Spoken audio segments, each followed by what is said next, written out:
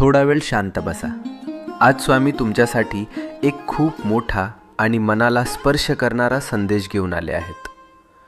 कधीकधी आपल्याला असं वाटतं की नशीब आपल्या बाजूने नाही. जे करतो ते अर्धवट राहतं, ज्याचं स्वप्न बघतो ते दूर जातं आणि मनात एकच प्रश्न येतो, माझंच का असं होतं? पण आज स्वामी सांगतात, तुला जे हवं आहे ते तुला मिळणारच आहे.